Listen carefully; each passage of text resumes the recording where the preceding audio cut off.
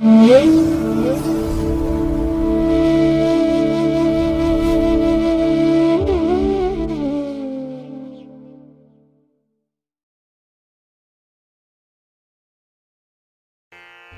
ಮಹಾಗಣಪತೇ ನಮಃ. ಶ್ರೀ ಗುರುಭ್ಯೋ ನಮಃ. ಹರಿ ಓಂ.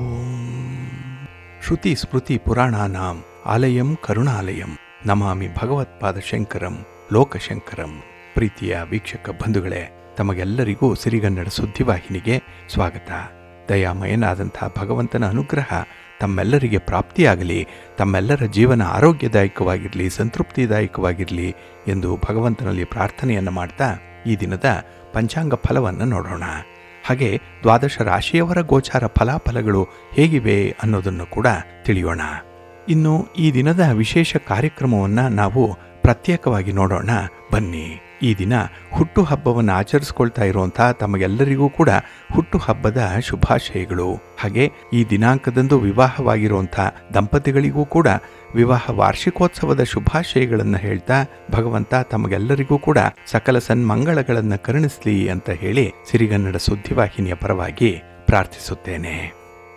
ಪ್ರೀತಿಯ ವೀಕ್ಷಕ ಬಂಧುಗಳೇ, ಈ ದಿನ 2025 ಸೆಪ್ಟೆಂಬರ್ ತಿಂಗಳ 9ನೇ ತಾರೀಕು ಭೌಮವಾಸರ ಅಂದರೆ ಮಂಗಳವಾರ. ಈ ಮಂಗಳವಾರದ ನಿತ್ಯ ಪಂಚಾಂಗ ಫಲ ಹೇಗಿದೆ ನೋಡೋಣ ಬನ್ನಿ. ಶ್ರೀ ವಿಶ್ವಾವಸು ನಾಮ ಸಂವತ್ಸರೆ ದಕ್ಷಿಣಾಯಿನೆ ವರ್ಷ ಋತು ಭಾದ್ರಪದ ಮಾಸ ಕೃಷ್ಣ ಪಕ್ಷದ ದ್ವಿತೀಯ ಅಂದರೆ 2ನೇ ದಿನದ ತಿಥಿ ಇದು ಈ ದಿನ ರಾತ್ರಿ 8 ಗಂಟೆ 17 ನಿಮಿಷದವರೆಗೆ ಇರಲಿದೆ. ನಂತರ ತೃತೀಯ ಅಂದರೆ 3ನೇ ದಿನದ ತಿಥಿ ಆರಂಭ ಆಗುತ್ತೆ. ಈ ದಿನದ ನಕ್ಷತ್ರ ಉತ್ತರಾಭಾದ್ರ ನಕ್ಷತ್ರ. ಇದು ಈ ದಿನ ರಾತ್ರಿ 8 ಗಂಟೆ 52 ನಿಮಿಷದವರೆಗೆ ಇರಲಿದೆ. ನಂತರ ರೇವತಿ ನಕ್ಷತ್ರ ಆರಂಭ ಆಗುತ್ತೆ. ಈ ದಿನದ ಕರ್ಣ ಪೂರ್ವಕರ್ಣ ತೈತಿಲ. ಇದು ಈ ದಿನ ಬೆಳಿಗ್ಗೆ 7 ಗಂಟೆ 53 ನಿಮಿಷದವರೆಗೆ ಇರಲಿದೆ. ನಂತರ ಉತ್ತರ ಕರ್ಣ ಗರಜ ಆರಂಭ ಆಗುತ್ತೆ. ಈ ದಿನದ ಯೋಗ ಶೂಲ ಯೋಗ. ಇದು ಈ ದಿನ ಬೆಳಿಗ್ಗೆ 6 ಗಂಟೆ 48 ನಿಮಿಷದವರೆಗೆ ಇರಲಿದೆ. ನಂತರ ಉಪರಿ ಇರೋದರಿಂದ ಗಂಡ ಯೋಗ ಆರಂಭ ಆಗುತ್ತೆ. ಈ ದಿನ ದಿಕ್ಷೂಲೆ ಇರುವಂಥದ್ದು ಉತ್ತರ ದಿಕ್ಕಿಗೆ. ಇನ್ನು ಈ ದಿನ ಸೂರ್ಯ ಇರುವಂಥ ರಾಶಿ ಸಿಂಹ, ಚಂದ್ರ ಇರುವಂಥ ರಾಶಿ ಮೀನ. ಹಾಗೆ ಈ ದಿನ ರಾಹುಕಾಲ ಇರುವಂಥ ಸಮಯ ಈ ದಿನ ಅಪರಾಹ್ನ 3 ಗಂಟೆ 34 ನಿಮಿಷದಿಂದ ಸಂಜೆ 4 ಗಂಟೆ 56 ನಿಮಿಷದವರೆಗೆ. ಉಳಿಕ ಕಾಲ ಈ ದಿನ ಮಧ್ಯಾಹ್ನ 12 ಗಂಟೆ 20 ನಿಮಿಷದಿಂದ ಮಧ್ಯಾಹ್ನ 1 ಗಂಟೆ 52 ನಿಮಿಷದವರೆಗೆ. ಹಾಗೆ ಯಮಗಂಡ ಕಾಲ ಈ ದಿನ ಬೆಳಿಗ್ಗೆ 9 ಗಂಟೆ 16 ನಿಮಿಷದಿಂದ ಬೆಳಿಗ್ಗೆ 10 ಗಂಟೆ 48 ನಿಮಿಷದವರೆಗೆ ಇರಲಿದೆ. ಇನ್ನು ಈ ದಿನ ದುಷ್ಟ ಮುಹೂರ್ತ ಇರುವಂಥ ಸಮಯ ಈ ದಿನ ಬೆಳಿಗ್ಗೆ 8 ಗಂಟೆ 32 ನಿಮಿಷದಿಂದ ಬೆಳಿಗ್ಗೆ 9 ಗಂಟೆ 23 ನಿಮಿಷದವರೆಗೆ.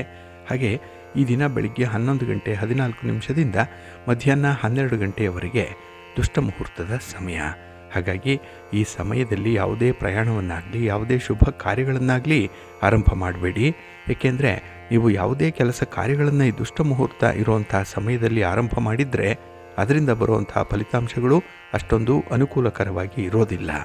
ಅದರಿಂದಲೇ ಈ ದುಷ್ಟ ಮುಹೂರ್ತವನ್ನು ಅವಾಯ್ಡ್ ಮಾಡುವಂಥದ್ದು ತುಂಬ ಉತ್ತಮ. ಇನ್ನು ಈ ದಿನ ಅಭಿಜಿತ್ ಮುಹೂರ್ತ ಇರುವಂಥ ಸಮಯ ಈ ದಿನ ಬೆಳಿಗ್ಗೆ 11 ಗಂಟೆ 53 ನಿಮಿಷದಿಂದ ಮಧ್ಯಾಹ್ನ 12 ಗಂಟೆ 43 ನಿಮಿಷದವರೆಗೆ ಅಭಿಜಿತ್ ಮುಹೂರ್ತ ಇರುವಂಥ ಸಮಯ. ಇನ್ನು ಈ ದಿನ ವಿಶೇಷವಾಗಿ ಅಮೃತ ಕಾಲ ಇರುವಂಥ ಸಮಯ ಈ ದಿನ ಮಧ್ಯಾಹ್ನ 2 ಗಂಟೆ 7 ನಿಮಿಷದಿಂದ ಮಧ್ಯಾಹ್ನ 3 ಗಂಟೆ 35 ನಿಮಿಷದವರೆಗೆ ಅಮೃತ ಕಾಲದ ಸಮಯ.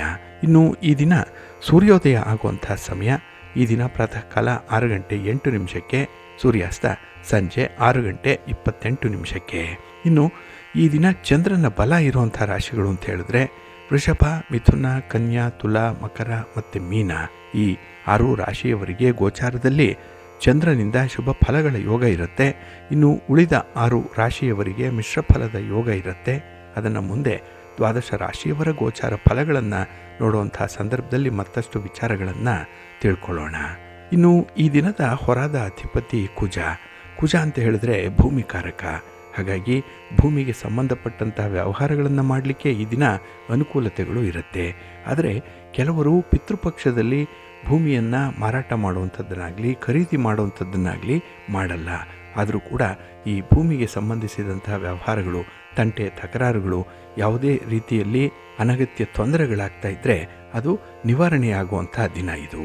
ಹಾಗೆ ಈ ಕುಜನನ್ನು ಸಾಹಸಕ್ಕೆ, ಶಕ್ತಿಗೆ, ಅಧಿಕಾರಕ್ಕೆ ಕಾರಕ ಅಂತ ಹೇಳಿ ಕರೀತಾರೆ. ಹಾಗಾಗಿ ಈ ಶಕ್ತಿಯನ್ನು ಪ್ರದರ್ಶನ ಮಾಡುವಂಥದ್ದು, ಸಾಹಸದ ಕೆಲಸವನ್ನು ಮಾಡುವಂಥವ್ರಿಗೆ ಈ ದಿನ ತುಂಬ ಅನುಕೂಲತೆಗಳಿರುತ್ತೆ. ಹಾಗಾಗಿ ಈ ದಿನ ಕ್ರೀಡಾಪಟುಗಳಿಗೆ ತುಂಬ ಅನುಕೂಲ.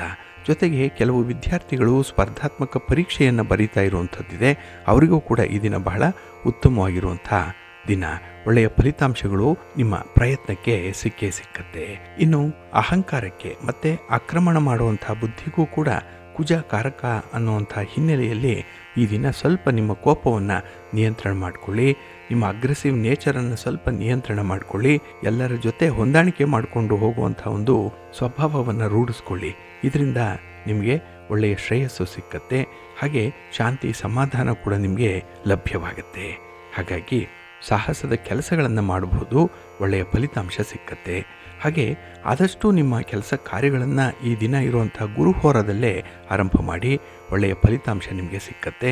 ಈ ಗುರುಹೋರ ಇರುವಂಥ ಸಮಯ ಈ ದಿನ ಪ್ರಾತಃ ಕಾಲ 5:09 ಬೆಳಿಗ್ಗೆ 6:08 ಇನ್ನು ಮಧ್ಯಾಹ್ನ 12:18 ಮಧ್ಯಾಹ್ನ 1:20 ಹಾಗೆ ರಾತ್ರಿ 7:27 ರಾತ್ರಿ 8:25 ಗುರುಹೋರ ಇರುವಂಥ ಸಮಯ.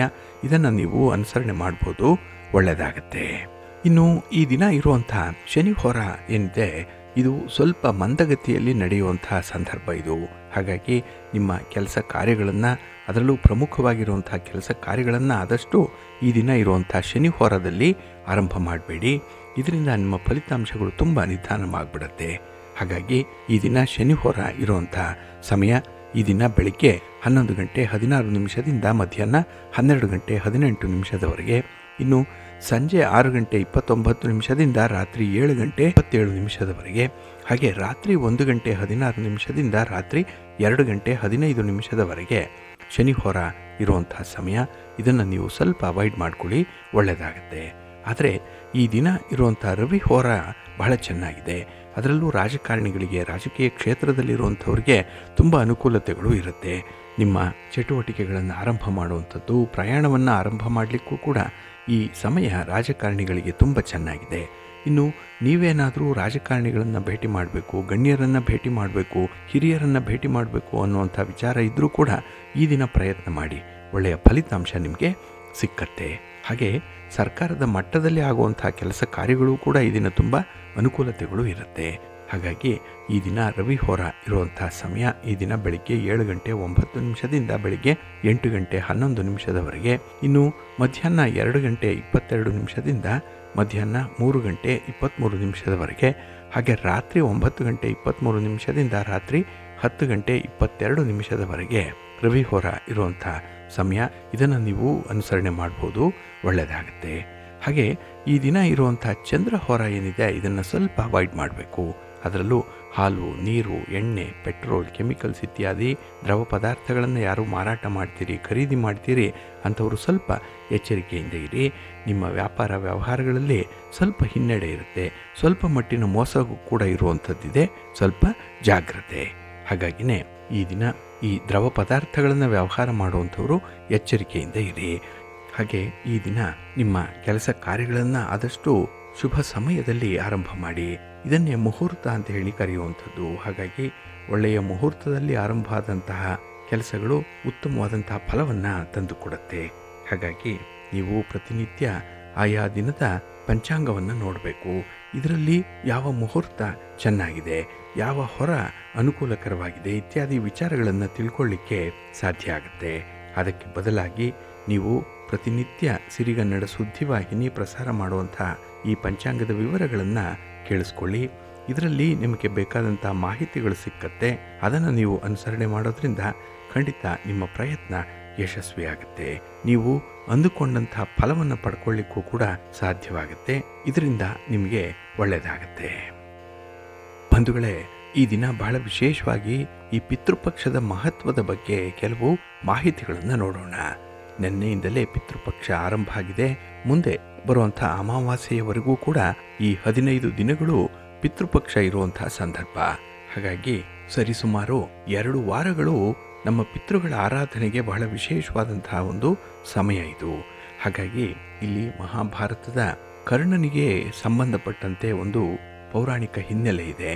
ಈ ಕರ್ಣನಿಗೂ ಮತ್ತು ಪಿತೃಪಕ್ಷಕ್ಕೂ ಬಹಳ ವಿಶೇಷವಾದಂಥ ಒಂದು ಸಂಬಂಧ ಇದೆ. ಏನಂದರೆ, ಮಹಾಭಾರತದಲ್ಲಿ ವೀರಯೋಧ ಕರ್ಣನ ಬಗ್ಗೆ ತಮಗೆ ಗೊತ್ತಿದೆ. ಆತನ ಮರಣ ನಂತರದಲ್ಲಿ ಅವನಿಗೆ ಸ್ವರ್ಗ ಪ್ರಾಪ್ತಿಯಾಗುತ್ತೆ. ಸ್ವರ್ಗದಲ್ಲಿ ಕರ್ಣನಿಗೆ ಅಪ್ಪಟ ಚಿನ್ನದಲ್ಲಿ ತಯಾರು ಮಾಡಿದಂತಹ ಊಟವನ್ನು ನೀಡ್ತಾರೆ. ಇಲ್ಲಿ ವಿಚಲಿತನಾದಂತಹ ಕರ್ಣ ಇಂದ್ರನ ಬಳಿ ಹೋಗಿ, ನನಗೆ ಸಾಮಾನ್ಯ ಊಟವನ್ನು ಯಾಕೆ ಕೊಡ್ತಾ ಇಲ್ಲ, ಅಂದರೆ ಅಕ್ಕಿಯಿಂದ ಮಾಡಿದಂತಹ ಅನ್ನದ ಊಟ ಬೇಕಾಗಿತ್ತು, ಅದು ಕರ್ಣನಿಗೆ ಸಿಗ್ತಾ ಇರಲಿಲ್ಲ. ಹಾಗಾಗಿನೇ ಕರ್ಣ ತುಂಬ ಬೇಸರದಿಂದಲೇ ಇಂದ್ರನ ಬಳಿಗೆ ಹೋದಾಗ ಇಂದ್ರ ಹೇಳ್ತಾನೆ ಕರ್ಣನಿಗೆ, ನೀನು ಸಾಮಾನ್ಯ ಜನರಿಗೂ ಕೂಡ ಯಥೇಚ್ಛವಾಗಿ ಚಿನ್ನ, ಬೆಳ್ಳಿ, ನಗ, ನಾಣ್ಯಗಳನ್ನು ದಾನ ಮಾಡ್ತಾ ಇದ್ದೆ. ಬಡಬಗ್ಗರಿಗೆ ನೀನು ವಿಶೇಷ ರೀತಿಯಲ್ಲಿ ಅದನ್ನು ದಾನ ಕೊಡ್ತಾ ಇದ್ದೆ. ಆದರೆ ಬಡ ಜನರಿಗೆ ಚಿನ್ನದ ಆಭರಣಗಳಿಗಿಂತ ಹೆಚ್ಚಾಗಿ ಆಹಾರದ ಅಗತ್ಯತೆ ಇತ್ತು. ಆದರೆ ನೀನು ಅನ್ನವನ್ನು ಕೊಡದೆ ಚಿನ್ನಾಭರಣಗಳನ್ನು ದಾನ ಮಾಡಿದ್ರಿಂದ ನಿನಗೆ ಈ ಚಿನ್ನದ ಅನ್ನವೇ ಪ್ರಾಪ್ತಿಯಾಗ್ತಿದೆ ಅಂತ ಹೇಳ್ತಾರೆ. ಆಗ ಕರ್ಣ ಈ ದೋಷವನ್ನು ಸರಿಪಡಿಸಿಕೊಳ್ಳುವಂಥದ್ದು ಹೇಗೆ ಅಂತ ಕೇಳಿದಾಗ ಇಂದ್ರ ಕರ್ಣನನ್ನು ಮತ್ತೊಮ್ಮೆ ಭೂಲೋಕಕ್ಕೆ ಕಳಿಸ್ತಾನೆ. ಆಗ ಭೂಲೋಕಕ್ಕೆ ಬಂದಂತಹ ಕರ್ಣ ಈ 15 ದಿನ ಜೀವಂತವಿರ್ತಾನೆ. ಈ ಅವಧಿಯಲ್ಲಿ ಅಗತ್ಯ ಇದ್ದಂಥವರಿಗೆ ಆಹಾರವನ್ನು ದಾನ ಮಾಡ್ತಾನೆ, ಊಟವನ್ನು ಕೊಡ್ತಾನೆ, ವಸ್ತ್ರಗಳನ್ನು ದಾನ ಮಾಡ್ತಾನೆ. ಇದರಿಂದ ಕರ್ಣ ಮಾಡಿರುವಂತಹ ದೋಷ ನಿವಾರಣೆಯಾಗುತ್ತೆ, ಮತ್ತೆ ಸ್ವರ್ಗಕ್ಕೆ ತೆರಳ್ತಾನೆ. ಹಾಗಾಗಿನೇ ಈ 15 ಅಥವಾ 16 ದಿನಗಳೇನಿದೆ ಇದನ್ನೇ ಪಿತೃಪಕ್ಷ ಅಂತ ಹೇಳಿ ಕರೆಯುವಂಥದ್ದು. ಹಾಗಾಗಿ ಕರ್ಣನಿಗೆ ವಿಶೇಷವಾಗಿ 2ನೆಯ ಜನ್ಮವನ್ನು ನೀಡಿದಂತಹ ಈ ಪಿತೃಪಕ್ಷದಲ್ಲಿ ತನಗೆ ಅಂಟಿಕೊಂಡಿದ್ದಂತಹ ದೋಷವನ್ನು ಕರ್ಣ ಪರಿಹಾರ ಮಾಡಿಕೊಳ್ತಾನೆ. ಹಾಗಾಗಿನೇ ಈ 15 ದಿನ ಏನಿದೆ ಇದನ್ನೇ ಪಿತೃಪಕ್ಷ ಅಂತ ಹೇಳಿ ಕರೆಯುವಂಥದ್ದು. ಹಾಗಾಗಿ ಈ ಸೆಪ್ಟೆಂಬರ್ 7ನೇ ತಾರೀಕಿನಿಂದ ಅಂದರೆ ಹುಣ್ಣಿಮೆಯಿಂದ ಆರಂಭ ಆಗಿ ಮುಂದಿನ ಅಮಾವಾಸ್ಯೆಯವರೆಗೂ ಕೂಡ ಈ ಪಿತೃಪಕ್ಷ ಇರುತ್ತೆ. ಹಾಗಾಗಿ ಪ್ರತಿಯೊಬ್ಬರೂ ಕೂಡ ಈ ಒಂದು ಸಂದರ್ಭದಲ್ಲಿ ತಮ್ಮನ್ನು ಅಗಲಿದಂತಹ ಬಾಂಧವರಿಗೆ, ಪಿತೃಗಳಿಗೆ ಶ್ರದ್ಧೆಯನ್ನು ಸಲ್ಲಿಸುವಂತಹ ಶ್ರಾದ್ದವನ್ನು ಆಚರಣೆ ಮಾಡಬೇಕು. ಅವರಿಗೆ ಅನ್ನ, ನೀರು, ವಸ್ತ್ರ ಇವುಗಳನ್ನು ನೀಡಬೇಕು.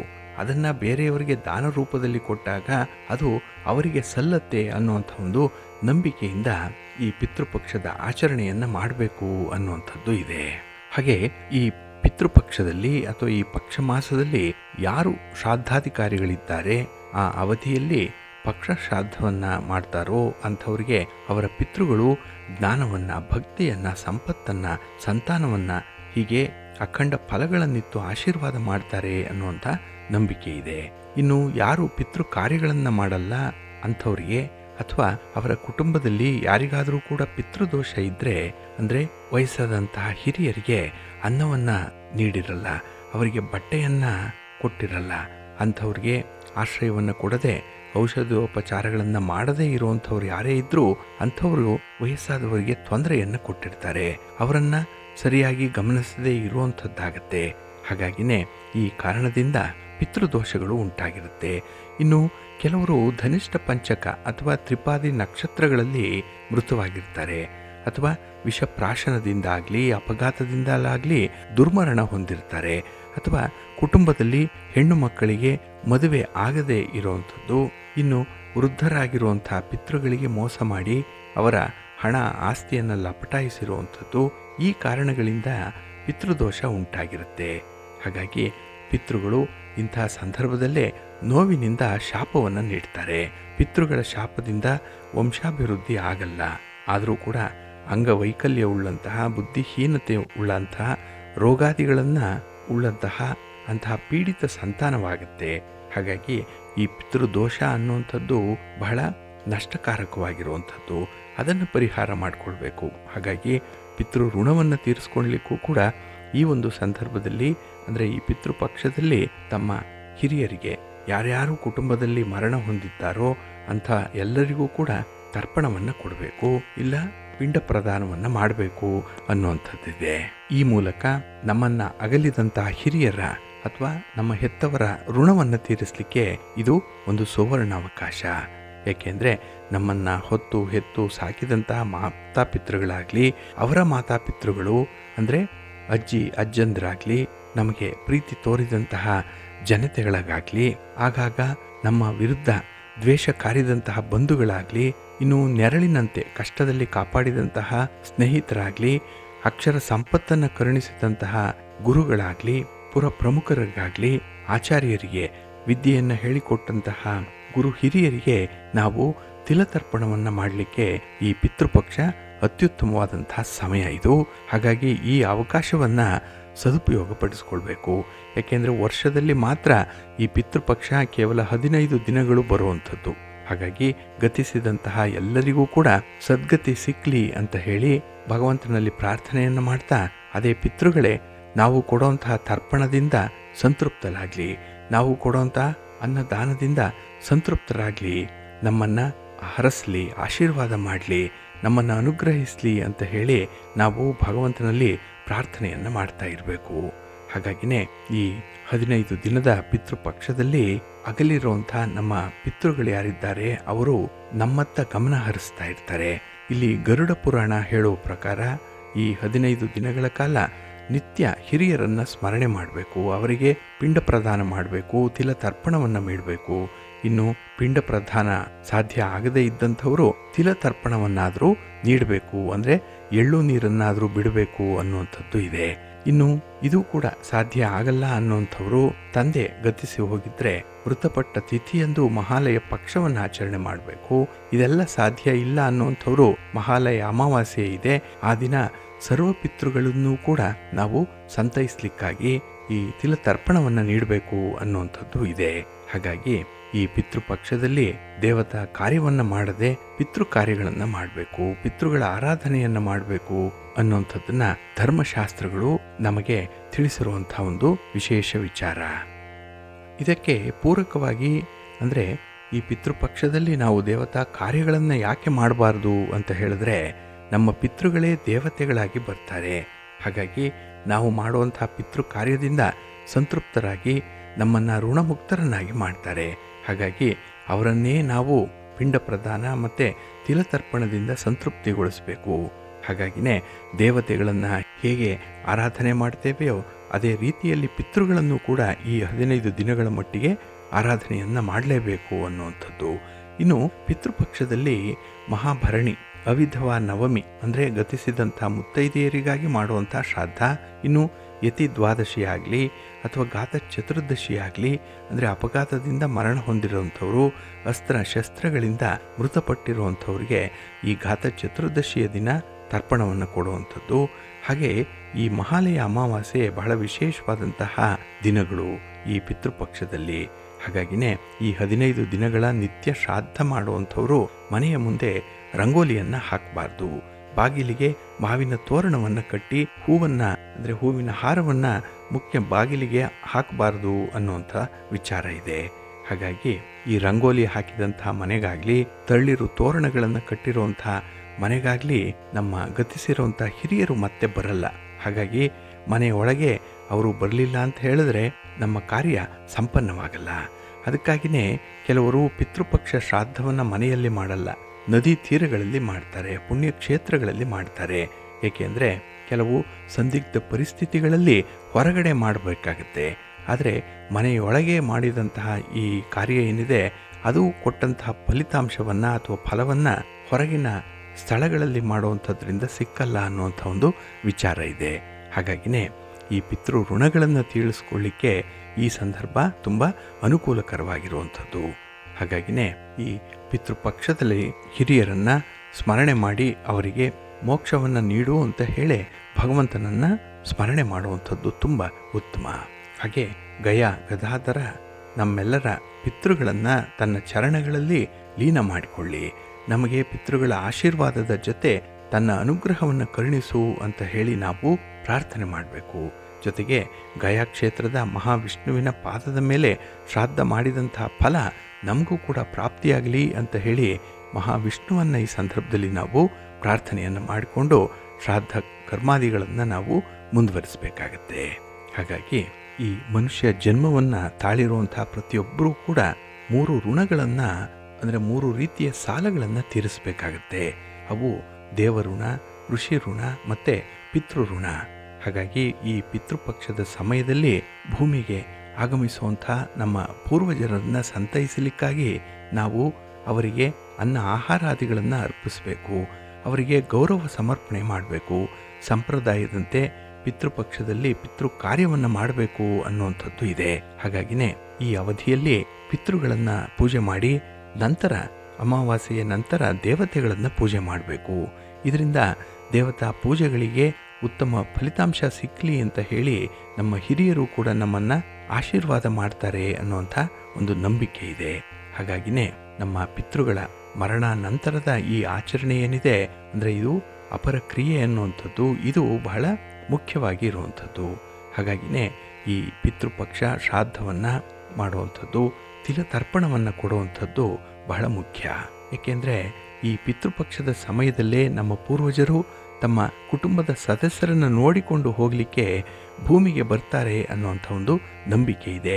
ಈ ಸಮಯದಲ್ಲಿ ನಾವು ಮಾಡುವಂಥ ಪ್ರತಿಯೊಂದು ಕ್ರಿಯೆಗಳನ್ನು ಕೂಡ ಅವರು ಸೂಕ್ಷ್ಮವಾಗಿ ಗಮನಿಸ್ತಾ ಇರ್ತಾರೆ. ಹಾಗಾಗಿನೇ ಪಿತೃಪಕ್ಷದಲ್ಲಿ ನಮ್ಮ ಪೂರ್ವಜರಿಗೆ ತರ್ಪಣ, ಶ್ರಾದ್ದ ಮತ್ತು ಪಿಂಡದಾನವನ್ನು ಮಾಡೋದರಿಂದ ಅವರ ಆತ್ಮಕ್ಕೆ ಮುಕ್ತಿ ಸಿಕ್ಕತ್ತೆ ಮತ್ತು ಮೋಕ್ಷವನ್ನು ಪಡ್ಕೊಳ್ತಾರೆ ಅನ್ನುವಂಥ ನಂಬಿಕೆ ಇದೆ. ಹಾಗಾಗಿನೇ ನಾವು ಮಾಡುವಂಥ ಈ ಪಿತೃ ಕಾರ್ಯಗಳೇನಿದೆ ಅದನ್ನು ತುಂಬ ಶ್ರದ್ಧಾ ಭಕ್ತಿಗಳಿಂದ ಮಾಡಬೇಕು. ಅದರಲ್ಲೂ ನಾವು ಆ ಸಂದರ್ಭದಲ್ಲಿ ಅನ್ನದಾನವನ್ನು ಮಾಡುವಂಥದ್ದು, ಯಥಾಶಕ್ತಿ ದಾನವನ್ನು ಮಾಡೋದ್ರಿಂದ ನಮ್ಮ ಪಿತೃಗಳು ಸಂತೃಪ್ತರಾಗ್ತಾರೆ ಅನ್ನುವಂಥ ಒಂದು ವಿಚಾರ ಇದೆ. ಕೆಲವರಿಗೆ ಪ್ರಾಣಿ ಪಕ್ಷಿಗಳಿಗೆ ಆಹಾರವನ್ನು ನೀಡಬೇಕು ಅನ್ನುವಂಥ ಒಂದು ಮನಸ್ಸಾಗುತ್ತೆ ಈ ಪಿತೃಪಕ್ಷದಲ್ಲಿ. ಹಾಗಾಗಿ ನಾಯಿಗಳಿಗೆ, ಕಾಗೆಗಳಿಗೆ, ಇರುವೆಗಳಿಗೂ ಕೂಡ ಬಲಿಯನ್ನು ನೀಡಬೇಕು ಅನ್ನುವಂಥ ವಿಚಾರ, ಅಂದರೆ ಆಹಾರವನ್ನು ನೀಡಬೇಕು ಅನ್ನುವಂಥದ್ದು. ಅದೇ ಸಮಯದಲ್ಲಿ ಇದನ್ನು ಪಂಚಗ್ರಾಸ ಅಥವಾ ಪಂಚಬಲಿ ಅಂತ ಹೇಳೇನೆ ಕರೆಯುವಂಥದ್ದು. ಹಸುವಿಗೆ ಗೋಗ್ರಾಸವನ್ನು ನೀಡುವಂಥದ್ದು ಕೂಡ ಈ ಒಂದು ಪಂಚಬಲಿಗೆ ಸೇರ್ಪಡೆಯಾಗುತ್ತೆ. ಹಾಗಾಗಿ ಇವೆಲ್ಲವೂ ಕೂಡ ನಮ್ಮ ಜಾತಕದಲ್ಲಿ ಇರುವಂಥ ಪಿತೃದೋಷವನ್ನು ನಿವಾರಣೆ ಮಾಡಲಿಕ್ಕೆ ನಾವು ಮಾಡಬೇಕಾಗಿರುವಂಥ ಒಂದು ಪರಿಣಾಮಕಾರಿಯಾದಂತಹ ಪರಿಹಾರ ಕ್ರಮ ಇದು. ಹಾಗಾಗಿ ಈ ಪಿತೃಪಕ್ಷದ ಸಂದರ್ಭದಲ್ಲಿ ಶ್ರಾದ್ದವನ್ನು ಮಾಡುವಂತಹ ಪೂಜಾ ವಿಧಿವಿಧಾನಗಳೇನಿದೆ ಅದನ್ನು ಅನುಸರಣೆ ಮಾಡಬೇಕು. ಮೊದಲದಾಗಿ ಈ ಶ್ರಾದ್ದದ ಆಚರಣೆಯ ಸಂದರ್ಭದಲ್ಲಿ ಸಂಕಲ್ಪವನ್ನು ಮಾಡಿಕೊಳ್ಬೇಕು. ನಂತರ ವಿನಾಯಕನ ಪೂಜೆಯನ್ನು ಮಾಡಿ, ಪಾದಪೂಜೆಯನ್ನು ಮಾಡಿ, ನಂತರ ವಿಷ್ಣು ದೇವರನ್ನು ಪೂಜೆ ಮಾಡಬೇಕು. ಹಾಗೆ ಪಿತೃಗಳನ್ನು ಪೂಜೆ ಮಾಡಬೇಕು. ಇಲ್ಲಿ ಪಿತೃ, ಪಿತಾಮಹ, ಪ್ರಪಿತಾಮಹ, ಮಾತಾ, ಪಿತಾಮಹಿ, ಪ್ರಪಿತಾಮಹಿ ಅಂದರೆ ತಂದೆ, ತಾತ, ಮುತ್ತಾತ, ಹಾಗೆ ತಾಯಿ, ಅಜ್ಜಿ, ಮುತ್ತಜ್ಜಿ ಇವರನ್ನ ಕ್ರಮವಾಗಿ ಪೂಜೆ ಮಾಡಬೇಕು. ಇನ್ನು ಅನ್ನ ಪೂಜೆಯನ್ನು ಮಾಡಬೇಕು, ಪಿಂಡ ಪ್ರದಾನವನ್ನು ಮಾಡಬೇಕು, ತರ್ಪಣವನ್ನು ಕೊಡಬೇಕು, ನಂತರದಲ್ಲಿ ದಾನವನ್ನು ಮಾಡಬೇಕು. ಇದರಲ್ಲಿ ಅನ್ನದಾನ ಕೂಡ ಸೇರ್ಪಡೆ ಆಗಿರುವಂಥದ್ದು. ಇದನ್ನು ಬಹಳ ವಿಶೇಷ ರೀತಿಯಲ್ಲಿ ಮಾಡೋದ್ರಿಂದ ಪಿತೃದೋಷ ನಿವಾರಣೆಯಾಗುತ್ತೆ. ಹಾಗೆ ಈ ಪಿತೃ ಕಾರ್ಯವನ್ನು ಈ ಪಿತೃಪಕ್ಷದಲ್ಲೇ ನೆರವೇರಿಸುವಂಥದ್ದು ತುಂಬ ಪರಿಣಾಮಕಾರಿಯಾಗಿರುವಂಥದ್ದು. ಹಾಗಾಗಿ ನಮ್ಮ ಹಿರಿಯರು ಗತಿಸಿರುವಂಥ ತಿಥಿಯಂದೇ ಅವರಿಗೆ ಶ್ರಾದ್ದವನ್ನು ಮಾಡುವಂಥದ್ದಿದೆ. ಆದರೂ ಕೂಡ ಆ ಶ್ರಾದ್ದಕ್ಕೆ ಹೊರತಾಗಿ ಅಂದರೆ ಅಂತಹ ಶ್ರಾದ್ದಗಳ ಜೊತೆಯಲ್ಲೂ ಕೂಡ ಈ ಅಮಾವಾಸ್ಯೆಯ ದಿನದಂದು ಅವರಿಗೆ ತರ್ಪಣವನ್ನು ನೀಡಲೇಬೇಕು ಅನ್ನುವಂಥ ಒಂದು ವಿಚಾರ ಇದೆ.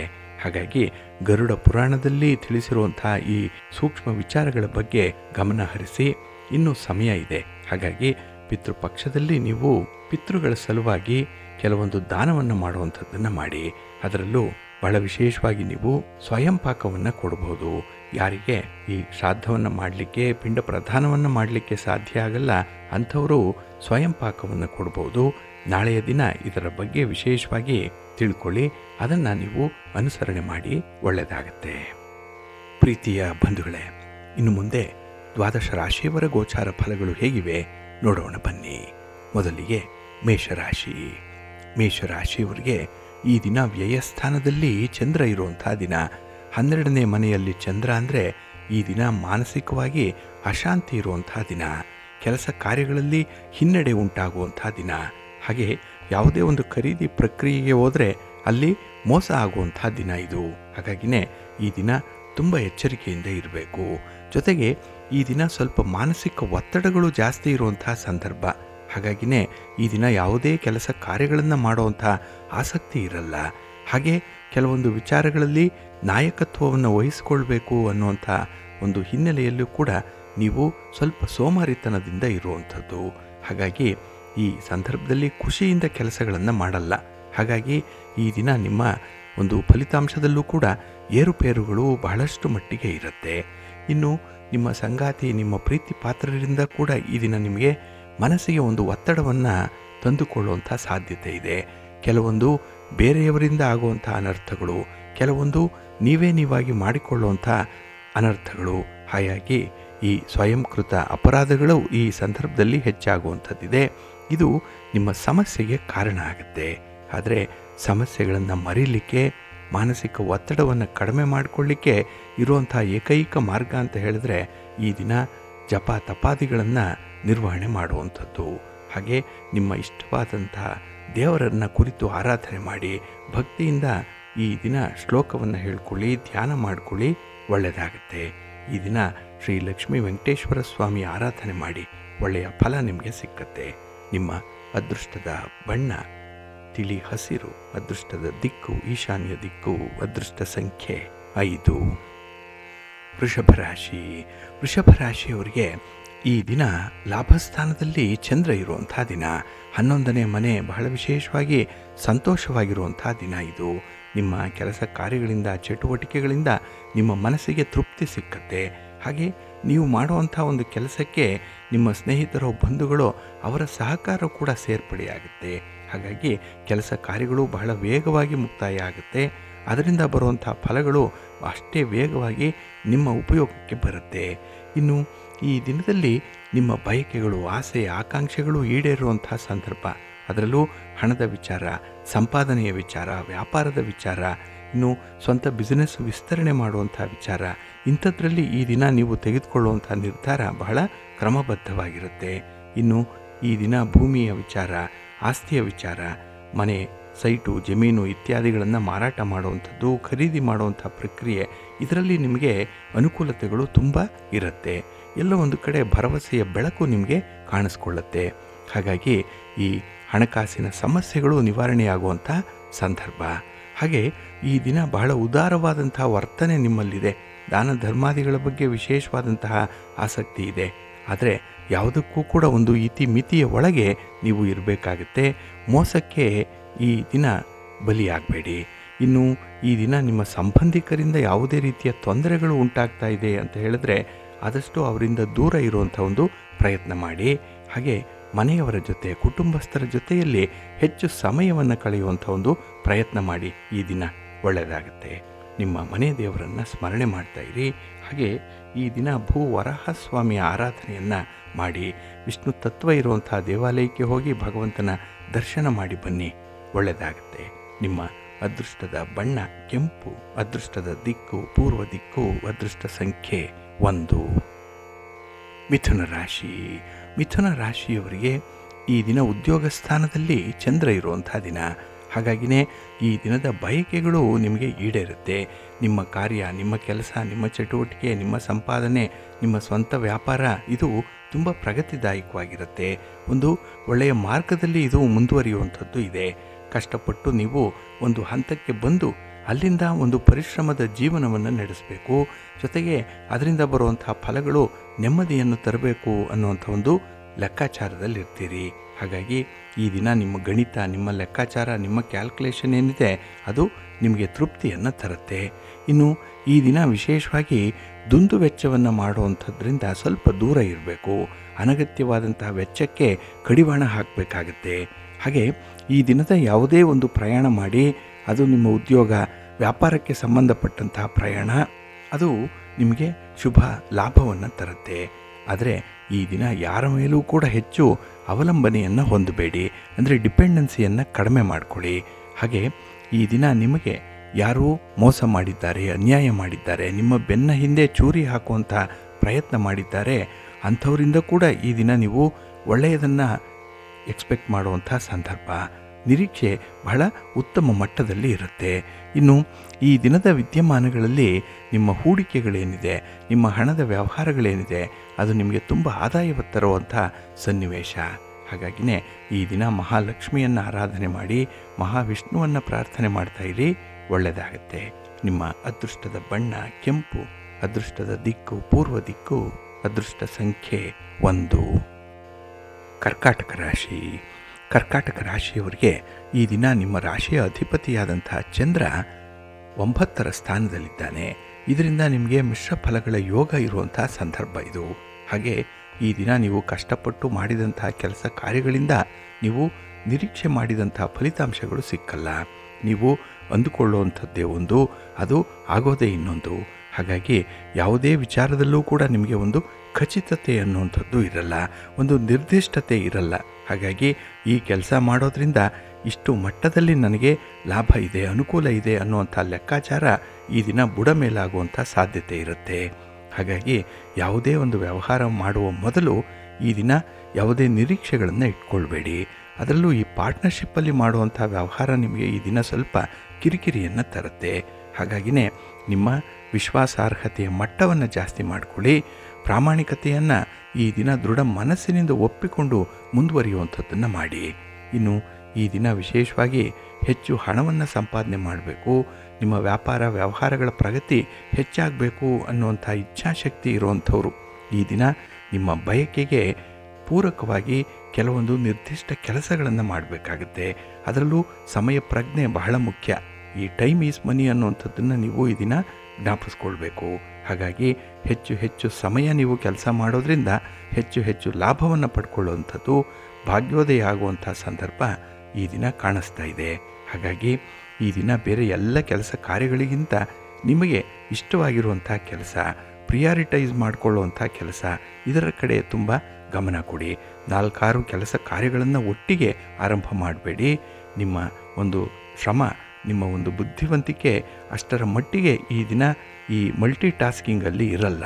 ಹಾಗಾಗಿ ಒಂದೊಂದೇ ಕೆಲಸವನ್ನು ಕೈಗೊಂಡು ಅದನ್ನು ನೀವು ಮುಂದುವರಿಸುವಂಥದ್ದು, ಅದನ್ನು ಪೂರ್ಣಗೊಳಿಸುವಂಥ ಒಂದು ಪ್ರಯತ್ನ ಮಾಡಿ, ಒಳ್ಳೆಯದಾಗುತ್ತೆ. ನಿಮ್ಮ ಮನೆ ದೇವರನ್ನು ಸ್ಮರಣೆ ಮಾಡ್ತಾ ಇರಿ. ಹಾಗೆ ಶ್ರೀ ಸುಬ್ರಹ್ಮಣ್ಯ ಭುಜಂಗ ಸ್ತೋತ್ರವನ್ನು ಹೇಳ್ಕೊಳ್ಳಿ, ಸುಬ್ರಹ್ಮಣ್ಯ ಸ್ವಾಮಿಯ ದರ್ಶನ ಮಾಡ್ಕೊಳ್ಳಿ, ಒಳ್ಳೆಯದಾಗತ್ತೆ. ನಿಮ್ಮ ಅದೃಷ್ಟದ ಬಣ್ಣ ಬಿಳುಪು, ಅದೃಷ್ಟದ ದಿಕ್ಕು ಈಶಾನ್ಯ ದಿಕ್ಕು, ಅದೃಷ್ಟ ಸಂಖ್ಯೆ 1. ಸಿಂಹರಾಶಿ. ಸಿಂಹರಾಶಿಯವರಿಗೆ ಈ ದಿನ ಅಷ್ಟಮದಲ್ಲಿ ಚಂದ್ರ ಇರುವಂಥ ದಿನ. ಇಲ್ಲಿ ವಿಶೇಷವಾಗಿ ನಿಮ್ಮ ಕೆಲಸ ಕಾರ್ಯಗಳಿಂದ ತುಂಬ ಮಾನಸಿಕ ಒತ್ತಡವನ್ನು ತಂದುಕೊಳ್ಳುವಂಥ ದಿನ. ನಿಮ್ಮ ಕೆಲಸ ಕಾರ್ಯಗಳಿಗೆ ನಿಮ್ಮ ಶ್ರಮಕ್ಕೆ ತಕ್ಕ ಫಲ ಸಿಕ್ಕದೇ ಇರುವಂಥ ದಿನ. ಹಾಗಾಗಿನೇ ಈ ಅಷ್ಟಮ ಅಂತ ಹೇಳಿದರೆ ಸ್ವಲ್ಪ ಮನಸ್ಸಿಗೆ ಬೇಸರ ಉಂಟಾಗುವಂಥದ್ದು, ಜೊತೆಗೆ ಈ ದಿನ ನಿಮ್ಮ ಮನಸ್ಸನ್ನು ನೀವೇ ನೋಯಿಸಿಕೊಳ್ಳುವಂಥ ಸಾಧ್ಯತೆ ಇದೆ. ದುಃಖ ಕೆಲವೊಂದು ಸಂದರ್ಭದಲ್ಲಿ ಧಾರಾಕಾರವಾಗಿ ಬರುವಂಥದ್ದು. ಹಾಗಾಗಿ ದುಃಖವನ್ನು ನಿಯಂತ್ರಣ ಮಾಡಿಕೊಳ್ಬೇಕು ಅನ್ನುವಂಥದ್ದು ಕೂಡ ಈ ದಿನದ ಒಂದು ಪರಿವಿಯಲ್ಲಿ ಇರಲ್ಲ. ಹಾಗೆ ಈ ದಿನ ಪ್ರಯಾಣದ ಸಂದರ್ಭದಲ್ಲಿ ನಿಮಗೆ ಸ್ವಲ್ಪ ಅವಘಡಗಳಾಗುವಂಥ ಸಾಧ್ಯತೆ ಇರುತ್ತೆ. ಪ್ರಯಾಣದಿಂದ ಅಷ್ಟೊಂದು ಸೌಖ್ಯ ಇಲ್ಲ, ಲಾಭ ಇಲ್ಲ. ಹಾಗಾಗಿ ದೂರದ ಪ್ರಯಾಣ ಅನ್ನುವಂಥದ್ದಿದ್ದರೆ ಆದಷ್ಟು ಅದನ್ನು ಮುಂದೂಡುವಂಥದ್ದು ತುಂಬ ಉತ್ತಮ. ಹಾಗೆ ಈ ದಿನದಲ್ಲಿ ತೃಪ್ತಿಕರವಾದ ಫಲಿತಾಂಶವನ್ನು ಪಡ್ಕೊಳ್ಬೇಕು ಅಂತ ಹೇಳಿದ್ರೆ ನಿಮ್ಮ ಸಮಯ ಪ್ರಜ್ಞೆ ಬಹಳ ಮುಖ್ಯ. ನಿಮ್ಮ ಸರಿಯಾದ ಯೋಜನೆ ಸಕಾಲಕ್ಕೆ ಆರಂಭ ಆಗುವಂಥದ್ದು ಇನ್ನೂ ಮುಖ್ಯ. ಹಾಗಾಗಿ ಯಾರು ಈ ಸಂದರ್ಭದಲ್ಲಿ ಕೆಲಸ ಕಾರ್ಯಗಳನ್ನು ಶ್ರದ್ಧೆಯಿಂದ ಸಕಾಲಕ್ಕೆ ಆರಂಭ ಮಾಡ್ತಾರೋ ಅಂಥವ್ರಿಗೆ ಫಲಿತಾಂಶಗಳು ಅಲ್ಪ ಸ್ವಲ್ಪ ಚೆನ್ನಾಗಿ ಸಿಕ್ಕತ್ತೆ. ಇನ್ನು ಈ ದಿನ ಸ್ವಲ್ಪ ಆರೋಗ್ಯದ ಸಮಸ್ಯೆ ಕೂಡ ಇರುವಂಥದ್ದು. ಆರೋಗ್ಯದಿಂದ ಈ ದಿನ ಕೆಲಸ ಕಾರ್ಯಗಳನ್ನು ಮಾಡುವಂಥ ಒಂದು ವಿಲ್ ಪವರ್ ಇಲ್ಲ, ಇಚ್ಛಾಶಕ್ತಿ ಇರಲ್ಲ. ಏಕೆಂದರೆ ಇಲ್ಲೂ ಕೂಡ ನಿಮಗೆ ಕೆಲವೊಮ್ಮೆ ಮಾನಸಿಕವಾಗಿ ದೈಹಿಕವಾಗಿ ತುಂಬ ಒಂದು ಬಳಲಿದಂತೆ ಕಾಣುವಂಥದ್ದು, ಎಲ್ಲ ಒಂದು ಕಡೆ ಅದೇ ನಿಮ್ಮ ವೀಕ್ನೆಸ್ ಆಗಿ ತೋರ್ಪಡಿಸ್ಕೊಳ್ಳುತ್ತೆ. ಹಾಗಾಗಿ ಇದನ್ನೇ ಕೆಲವರು ಅಡ್ವಾಂಟೇಜ್ ಆಗಿ ತೆಗೆದುಕೊಳ್ಳುವಂಥದ್ದು, ಕೆಲವರು ನಿಮ್ಮ ಅನಾರೋಗ್ಯದ ಸ್ಥಿತಿಯನ್ನೇ ಬಯಸ್ತಾ ಇರ್ತಾರೆ. ಏಕೆಂದರೆ ನೀವು ತಟಸ್ಥರಾಗ್ತೀರಿ, ಆಗ ಅವರ ಬೇಳೆಯನ್ನು ಬೇಯಿಸ್ಕೊಳ್ಬೋದು ಅನ್ನುವಂಥ ಒಂದು ವಿಚಾರಗಳು. ಹಾಗಾಗಿ ನಿಮ್ಮ ಹಿತ ಶತ್ರುಗಳ ಕೈ ಮೇಲಾಗುವಂಥ ಸಂದರ್ಭ ಇದೆ. ಹಾಗೆ ಆಂಜನೇಯ ಸ್ತೋತ್ರವನ್ನು ಹೇಳ್ಕೊಳ್ಳಿ, ಹನುಮಾನ್ ಚಾಲೀಸನ್ನು ಈ ದಿನ ಪಠಣ ಮಾಡ್ಕೊಳ್ಳಿ, ಒಳ್ಳೆಯದಾಗುತ್ತೆ. ನಿಮ್ಮ ಅದೃಷ್ಟದ ಬಣ್ಣ ಕೇಸರಿ, ಅದೃಷ್ಟದ ದಿಕ್ಕು ಪೂರ್ವ ದಿಕ್ಕು, ಅದೃಷ್ಟ ಸಂಖ್ಯೆ 5. ಕನ್ಯಾ ರಾಶಿ.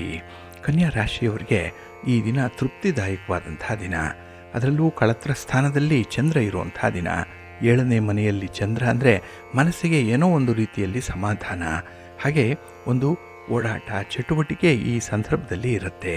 ಹಾಗೆ ಈ ಧಾರ್ಮಿಕ ಕಾರ್ಯಗಳಿಗೆ ಮನಸ್ಸು ತುಂಬ ಓಗೊಡುವಂಥದ್ದು. ಹಾಗಾಗಿ ದಾನ ಧರ್ಮಾದಿ ವಿಚಾರಗಳಲ್ಲಾಗಲಿ, ಭಗವಂತನ ಸೇವೆಯಲ್ಲಾಗಲಿ, ಗುರು ಹಿರಿಯರ ಸೇವೆಯಲ್ಲಾಗಲಿ ಈ ದಿನ ನಿಮ್ಮನ್ನು ನೀವು ತೊಡಗಿಸ್ಕೊಳ್ತೀರಿ.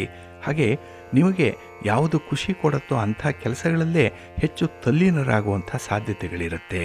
ಇನ್ನು ಈ ದಿನ ನಿಮ್ಮ ಸಂಬಂಧಿಕರಿಂದ ಯಾವುದೇ ರೀತಿಯ ಸಮಸ್ಯೆಗಳು ಬಂದಿದ್ದರೆ, ಮನಸ್ತಾಪಗಳಾಗಿದ್ದರೆ, ಭಿನ್ನಾಭಿಪ್ರಾಯಗಳಾಗಿದ್ದರೆ ಅದನ್ನು ಪರಿಹಾರ ಮಾಡಿಕೊಳ್ಳುವಂಥ ಒಂದು ಪ್ರಯತ್ನ ನಿಮ್ಮಿಂದಲೇ ಆಗುತ್ತೆ. ಹಾಗಾಗಿ ಪ್ರತಿ ವಿಚಾರದಲ್ಲೂ ಕೂಡ ನಿಮ್ಮದೇ ಒಂದು ಪ್ರಥಮ ಹೆಜ್ಜೆ ಇರುವಂಥದ್ದು. ನೀವೇ ಇನಿಷಿಯೇಟ್ ಮಾಡ್ತೀರಿ. ಹಾಗೆ ನೀವೇ ಆ ಸಮಸ್ಯೆಯನ್ನು ಬಗೆಹರಿಸುವಂಥ ಒಂದು ಪ್ರಯತ್ನವನ್ನು, ಆ ಒಂದು ಜವಾಬ್ದಾರಿಯನ್ನು ತೆಗೆದುಕೊಳ್ಳುವಂಥದ್ದು ಇದೆ. ಹಾಗಾಗಿನೇ ಈ ಸೆನ್ಸ್ ಆಫ್ ರೆಸ್ಪಾನ್ಸಿಬಿಲಿಟಿ ಇದನ್ನು ಬಹಳ ಮುಖ್ಯವಾಗಿ ಗಮನಿಸಬೇಕಾಗಿರುವಂಥದ್ದು ನಿಮ್ಮಿಂದ. ಹಾಗೆ ಒತ್ತಡ ಏನಾದರೂ ನಿಮ್ಮ ಮನಸ್ಸನ್ನು ಆಳ್ತಾ ಇದ್ದರೆ, ಒತ್ತಡದಿಂದ ಕೆಲಸಗಳನ್ನು ಮಾಡ್ತಾ ಇದ್ದರೆ ಅದರಿಂದ ದೂರ ಆಗುವಂಥದ್ದು, ಒತ್ತಡದಿಂದ ಮುಕ್ತರಾಗುವಂಥ ಸಂದರ್ಭ ಈ ದಿನ ನಿಮಗೆ ಒದಗಿ ಬರುತ್ತೆ. ಒಟ್ಟಾರೆ ನಿಮ್ಮ ಯಾವುದೇ ರೀತಿಯ ಪ್ರಯತ್ನಗಳು ಕೂಡ ಒಳ್ಳೆಯ ಫಲವನ್ನು ತರುತ್ತೆ. ಜೊತೆಗೆ ನಿಮ್ಮ ಪ್ರಯಾಣ ಕೂಡ ಉತ್ತಮವಾಗಿರುತ್ತೆ. ಇನ್ನು ಪಾರ್ಟ್ನರ್ಶಿಪ್ಪಲ್ಲಿ ಮಾಡುವಂಥ ವ್ಯವಹಾರದಿಂದ ಲಾಭ ಇದೆ. ಮಹಾಲಕ್ಷ್ಮಿಯನ್ನು, ಮಹಾವಿಷ್ಣುವನ್ನು ಈ ದಿನ ಪ್ರಾರ್ಥನೆ ಮಾಡ್ತಾ ಇರಿ. ಹಾಗೆ ಬಹಳ ವಿಶೇಷವಾಗಿ ಈ ದಿನ ನೀವು ಸುಬ್ರಹ್ಮಣ್ಯ ಸ್ತೋತ್ರವನ್ನು ಹೇಳ್ಕೊಳ್ಳಿ, ಒಳ್ಳೆಯದಾಗತ್ತೆ. ನಿಮ್ಮ ಅದೃಷ್ಟದ ಬಣ್ಣ ತಿಳಿ ಹಸಿರು, ಅದೃಷ್ಟದ ದಿಕ್ಕು ಈಶಾನ್ಯ ದಿಕ್ಕು, ಅದೃಷ್ಟ ಸಂಖ್ಯೆ 1.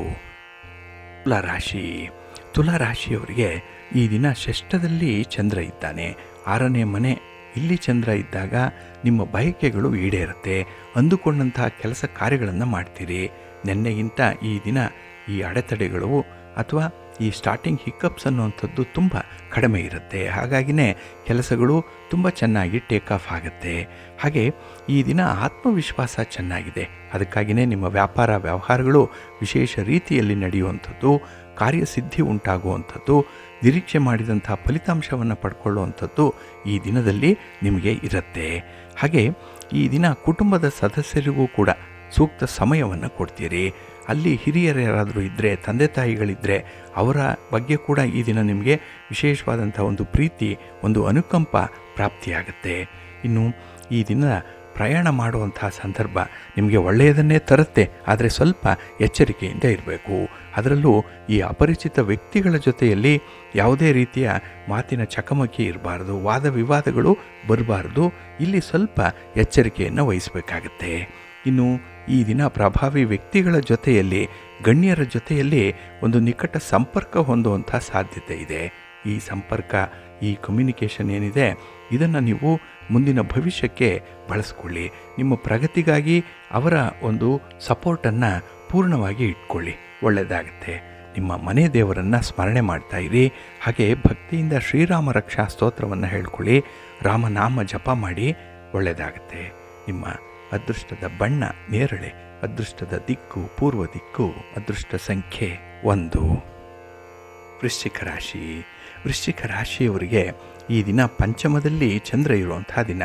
ಪೂರ್ವ ಪುಣ್ಯ ಸ್ಥಾನದಲ್ಲಿ ಚಂದ್ರ ಇದ್ದರೆ ಈ ದಿನ ಮನಸ್ಸಿಗೆ ಅಷ್ಟು ಬೆಂಬಲ ಇರಲ್ಲ. ಈ ಮನೋಕಾರಕನಾದಂಥ ಚಂದ್ರನಿಂದ ಮನಸ್ಸು ಚಂಚಲವಾಗಿರುತ್ತೆ. ಹಾಗಾಗಿ ಯಾವುದೇ ಒಂದು ನಿರ್ದಿಷ್ಟ ಕೆಲಸಗಳನ್ನು ಕೈಗೊಳ್ಳಲಿಕ್ಕೆ ಸಾಧ್ಯ ಆಗಲ್ಲ. ಅಲ್ಲೂ ಕೂಡ ವ್ಯತಿರಿಕ್ತವಾದಂತಹ ಫಲಿತಾಂಶಗಳು ಬರುತ್ತೆ. ಮತ್ತು ನೀವು ತೆಗೆದುಕೊಂಡಂತಹ ತೀರ್ಮಾನದಲ್ಲೇ ಯೂಟರ್ನ್ ಆಗುವಂಥದ್ದು ಕೂಡ ಇರುತ್ತೆ. ಒಟ್ಟಾರೆ ಈ ದಿನ ಚಂದ್ರನಿಂದ ನಿಮಗೆ ಅಷ್ಟೊಂದು ಒಳ್ಳೆಯ ಫಲಗಳು ಸಿಗ್ತಾ ಇಲ್ಲ. ಇನ್ನು ಈ ದಿನ ಮಕ್ಕಳ ವಿಚಾರವಾಗಿ ತುಂಬ ಒತ್ತಡದಲ್ಲಿ ಇರ್ತೀರಿ. ಮಕ್ಕಳಿಗಾಗಿ ಈ ದಿನ ಖರ್ಚು ವೆಚ್ಚಗಳು ಕೂಡ ಹೆಚ್ಚಾಗುವಂಥ ಸಂದರ್ಭ ಇದೆ. ಇನ್ನು ಈ ದಿನ ದೂರದ ಪ್ರಯಾಣ ನಿಮಗೆ ಅಷ್ಟೊಂದು ಒಳ್ಳೆಯದಲ್ಲ. ಇನ್ನು ಸಾಮಾಜಿಕ ಕಾರ್ಯಗಳಿಗೆ ಹಾಜರಾಗಬೇಕು, ಅಲ್ಲಿ ಭಾಗಿಗಳಾಗಬೇಕು. ಇದಕ್ಕೆ ಹೆಚ್ಚು ಅವಕಾಶಗಳು ಈ ದಿನ ಸಿಗಬಹುದು. ಆದರೆ ಯಾವುದೇ ಸಂದರ್ಭದಲ್ಲೂ ಕೂಡ ನಿಮ್ಮ ಕೀಳರಿಮೆಯನ್ನು ಪ್ರದರ್ಶನ ಮಾಡಬಾರ್ದು. ನಿಮ್ಮ ಇನ್ಫೀರಿಯಾರಿಟಿ ಕಾಂಪ್ಲೆಕ್ಸಲ್ಲಿ ಬರಬಾರ್ದು. ಆ ರೀತಿಯಲ್ಲಿ ಆತ್ಮವಿಶ್ವಾಸದಿಂದ ಕೆಲಸ ಕಾರ್ಯಗಳನ್ನು ಮುಂದುವರಿಸ್ತಾ ಇರಿ. ಇನ್ನು ಈ ದಿನ ವಿಶೇಷವಾಗಿ ನಿಮ್ಮ ಸ್ನೇಹಿತರು ನಿಮ್ಮ ಸಂತೋಷಕ್ಕೆ ಕಾರಣರಾಗ್ತಾರೆ. ಅವರಿಗೆ ಕೃತಜ್ಞತೆಯನ್ನು ಹೇಳಬೇಕು. ಅವರೂ ಕೂಡ ಅಂತಹ ಸಂದರ್ಭದಲ್ಲಿ, ಕಷ್ಟದ ಸಂದರ್ಭದಲ್ಲಿ ಇದ್ದಾಗ ನೀವು ಪ್ರತಿ ಸಹಾಯ ಮಾಡುವಂಥ ಒಂದು ಫಲವನ್ನು ನೀವು ಕಾಣಬೇಕಾಗತ್ತೆ. ಹಾಗಾಗಿ ಈ ದಿನ ನಿಮ್ಮ ಆಲೋಚನೆ, ನಿಮ್ಮ ಕನಸು ತುಂಬ ನನಸಾಗುವಂಥದ್ದು ಒಳ್ಳೆಯ ದಿನ. ನಿಮ್ಮ ಇಷ್ಟ ದೇವರನ್ನು ಆರಾಧನೆ ಮಾಡ್ತಾಯಿರಿ. ಹಾಗೆ ಭಕ್ತಿಯಿಂದ ಶಿವ ಪಂಚಾಕ್ಷರಿ ಮಂತ್ರವನ್ನು ಹೇಳ್ಕೊಳ್ಳಿ. ಶಿವನ ಪರಿವಾರ ದೇವತೆಗಳನ್ನು ಪ್ರಾರ್ಥನೆ ಮಾಡ್ತಾಯಿರಿ. ಒಳ್ಳೆಯದಾಗುತ್ತೆ. ನಿಮ್ಮ ಅದೃಷ್ಟದ ಬಣ್ಣ ಕೆಂಪು, ಅದೃಷ್ಟದ ದಿಕ್ಕು ಈಶಾನ್ಯ ದಿಕ್ಕು, ಅದೃಷ್ಟ ಸಂಖ್ಯೆ 2. ಧನುರಾಶಿ. ಧನುರಾಶಿಯವರಿಗೆ ಈ ದಿನ ಮಿಶ್ರ ಫಲಗಳಿರುವಂಥ ದಿನ. ಅದರಲ್ಲೂ ಚತುರ್ಥದಲ್ಲಿ ಚಂದ್ರ ಇದ್ದಾಗ ನಿಮ್ಮ ಹೊಸ ಯೋಜನೆಗಳು, ಹೊಸ ಹೊಸ ಅವಕಾಶಗಳೇನಿದೆ ಅದು ಸ್ವಲ್ಪ ಹಿನ್ನಡೆಯನ್ನು ಪಡ್ಕೊಳ್ಳುವಂಥ ಸಂದರ್ಭ ಇದು. ಇನ್ನು ಈ ದಿನ ನಿಜವಾಗ್ಲೂ ಕೂಡ ನಿಮಗೆ ಲಾಭ ಬರ್ತಾ ಇದೆ ಅಂತ ಹೇಳಿ ಅನಿಸಿದ್ರೂ ಅದರ ಹಿನ್ನೆಲೆಯಲ್ಲೇ ನಷ್ಟಕ್ಕೂ ಕೂಡ ಕಾರಣವಾಗುವಂಥ ಅಂಶಗಳು ಇರುತ್ತೆ. ಹಾಗಾಗಿನೇ ಈ ದಿನ ಯಥಾ ಪ್ರಕಾರವಾಗಿ ನೀವು ನಿಮ್ಮ ಕಾರ್ಯಗಳನ್ನು ಮುಂದುವರಿಸಬಾರ್ದು. ಅಲ್ಲಿ ಒಂದು ಸಿಂಹಾವಲೋಕನವನ್ನು ಮಾಡಬೇಕು. ಅಂದರೆ ಹಿಂದೆ ಆಗಿರುವಂಥ ಕೆಲವು ವಿದ್ಯಮಾನಗಳು, ಆಗಿರುವಂಥ ಲಾಭ ನಷ್ಟಗಳ ಕುರಿತಾದಂಥ ಒಂದು ವಿಮರ್ಶೆ, ಇದನ್ನು ಮಾಡ್ತಾ ಮುಂದೆ ಸಾಗಬೇಕಾಗತ್ತೆ. ಹಾಗಾಗಿ ಪ್ರತಿ ಹಂತದಲ್ಲೂ ಕೂಡ ಈ ದಿನ ಸ್ವಲ್ಪ ಅಲರ್ಟ್ ಆಗಿರುವಂಥದ್ದು ಉತ್ತಮ. ಇನ್ನು ಈ ದಿನ ಎಲ್ಲರೂ ಹೇಳುವಂಥ ಬಿಟ್ಟಿ ಸಲಹೆಗಳೇನಿದೆ ಇದನ್ನು ಕೇಳುವಂಥ ಒಂದು ತಾಳ್ಮೆ ನಿಮಗೆ ಇರಲ್ಲ. ಅದು ಕೂಡ ಒಳ್ಳೆಯದೇ. ಏಕೆಂದರೆ ಸಿಕ್ಕವರು ಕೊಟ್ಟಂತಹ ಸಲಹೆಗಳನ್ನು ನೀವು ಪರಿಪಾಲನೆ ಮಾಡೋದರಿಂದಲೇ ಕೆಲವೊಮ್ಮೆ ನಷ್ಟಕ್ಕೆ ಕಾರಣರಾಗಿದ್ದೀರಿ. ಹಾಗಾಗಿ ಈ ದಿನ ನಿಮಗೆ ಯಾವುದು ಸೂಕ್ತ, ನಿಮ್ಮ ಭವಿಷ್ಯಕ್ಕೆ ಯಾವುದು ಅನುಕೂಲ ಅಂಥದ್ದನ್ನು ಮಾತ್ರ ಆಯ್ಕೆ ಮಾಡಿಕೊಳ್ಬೇಕಾಗತ್ತೆ. ಹಾಗೆ ಈ ದಿನದಲ್ಲಿ ಒಂದು ಪ್ರಯಾಣ, ಓಡಾಟ ಇದರಿಂದ ಸ್ವಲ್ಪ ಸುಸ್ತಾಗುವಂಥದ್ದು. ಆರೋಗ್ಯದ ವಿಚಾರದಲ್ಲಿ ಈ ದಿನ ಸ್ವಲ್ಪ ವ್ಯತ್ಯಯಗಳಾಗುವಂಥ ಸಾಧ್ಯತೆ ಇದೆ. ಹಾಗೆ ಈ ದಿನ ಮನೆಯಲ್ಲಿ ಇರುವಂಥ ಭಿನ್ನಾಭಿಪ್ರಾಯಗಳು ಸ್ವಲ್ಪ ಒತ್ತಡವನ್ನು ತರಬಹುದು. ಅದರಿಂದಲೇ ಮುಕ್ತವಾಗಿ ಮಾತಾಡಿ, ನಿಮ್ಮ ಮನಸ್ಸಿನಲ್ಲಿರುವಂಥದ್ದನ್ನು ಸಮಯ ಸಂದರ್ಭ ನೋಡಿಕೊಂಡು ಹಂಚಿಕೊಳ್ಳುವಂಥ ಒಂದು ಪ್ರಯತ್ನ ಮಾಡಿ. ಒಳ್ಳೆಯದಾಗತ್ತೆ. ನಿಮ್ಮ ಮನೆ ದೇವರನ್ನು ಸ್ಮರಣೆ ಮಾಡಿಕೊಳ್ಳಿ. ಹಾಗೆ ಭಕ್ತಿಯಿಂದ ಈ ದಿನ ನೀವು ಲಕ್ಷ್ಮೀ ಸಹಸ್ರನಾಮ ಸ್ತೋತ್ರವನ್ನು ಹೇಳ್ಕೊಳ್ಳಿ. ಲಕ್ಷ್ಮೀ ಅಮ್ಮನವರ ದರ್ಶನ ಮಾಡ್ತಾಯಿರಿ. ಒಳ್ಳೆಯದಾಗತ್ತೆ. ನಿಮ್ಮ ಅದೃಷ್ಟದ ಬಣ್ಣ ಕೆಂಪು, ಅದೃಷ್ಟದ ದಿಕ್ಕು ಈಶಾನ್ಯ ದಿಕ್ಕು, ಅದೃಷ್ಟ ಸಂಖ್ಯೆ 2. ಮಕರ ರಾಶಿ. ಮಕರ ರಾಶಿಯವರಿಗೆ ಈ ದಿನ ತೃತೀಯದಲ್ಲಿ ಚಂದ್ರ ಇದ್ದಾನೆ, ಕೀರ್ತಿ ಸ್ಥಾನ ಇದು. ಹಾಗಾಗಿನೇ ಈ ದಿನದ ವಿದ್ಯಮಾನಗಳು ನಿಮಗೆ ತುಂಬ ಸಂತೋಷವನ್ನು ತರುತ್ತೆ. ಹಾಗೆ ಯಾವುದೇ ಸಂದರ್ಭದಲ್ಲೂ ಕೂಡ ನೀವು ನಿಜವಾದ ಲಾಭವನ್ನು ಪಡ್ಕೊಳ್ಳುವಂಥದ್ದು ಇದೆ.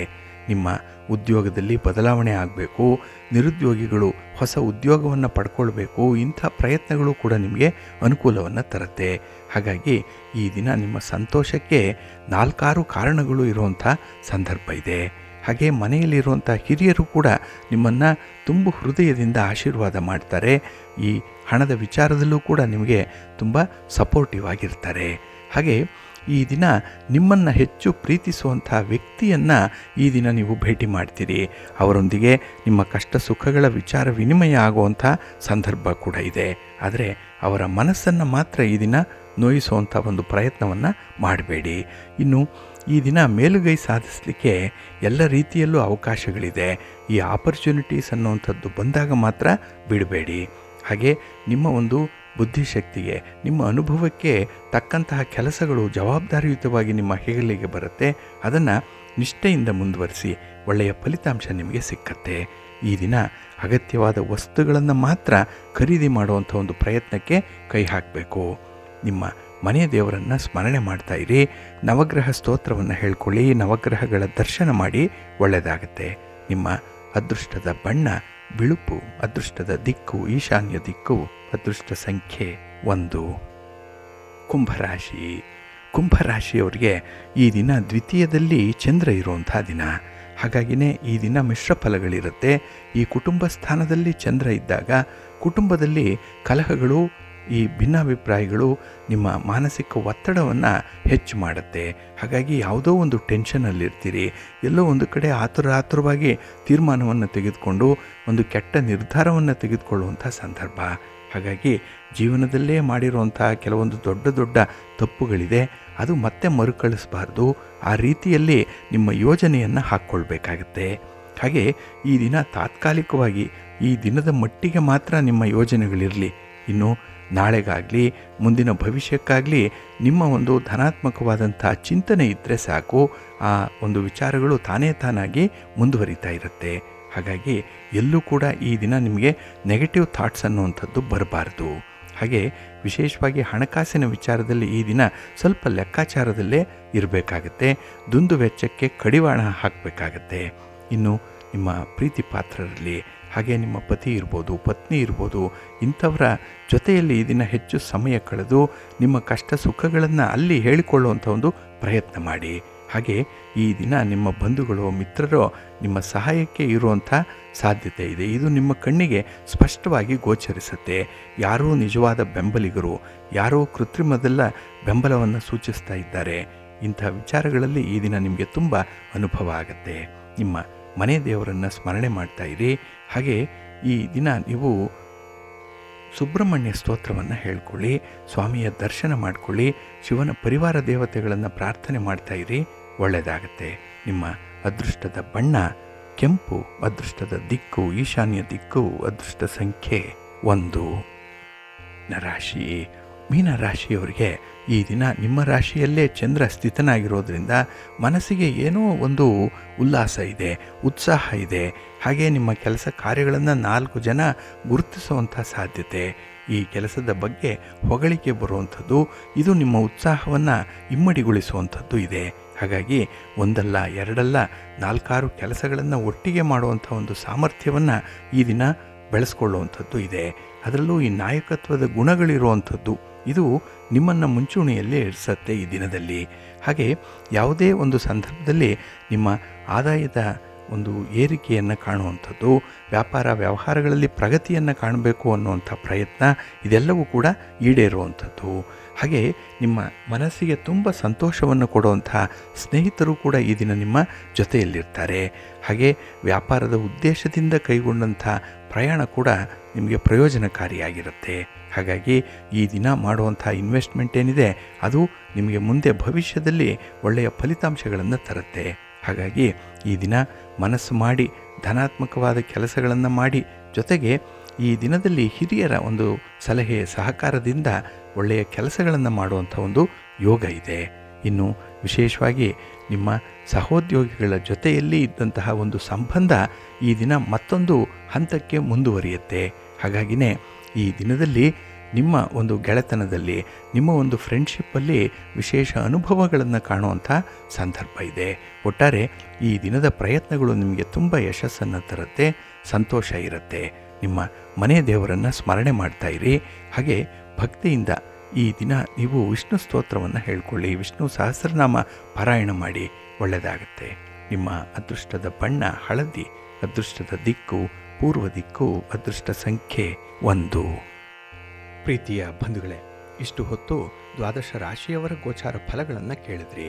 ಇನ್ನು ನಿಮ್ಮ ಕಾರ್ಯಸಿದ್ಧಿಗಾಗಿ, ನಿಮ್ಮ ಇಚ್ಛಿತ ಫಲಪ್ರಾಪ್ತಿಗಾಗಿ ನಿಮ್ಮ ಮನೆ ದೇವರನ್ನು ಸ್ಮರಣೆ ಮಾಡ್ತಾ ಇರಿ. ನಿಮ್ಮ ಇಷ್ಟ ದೇವರನ್ನು ಪ್ರಾರ್ಥನೆ ಮಾಡ್ಕೊಳ್ಳಿ, ಒಳ್ಳೆಯದಾಗತ್ತೆ. ಸರ್ವೇ ಜನಾಃ ಸುಖಿನೋ ಭವಂತು, ಸಮಸ್ತ ಸನ್ಮಂಗಳಾನಿ ಭವಂತು. ನಮಸ್ಕಾರ.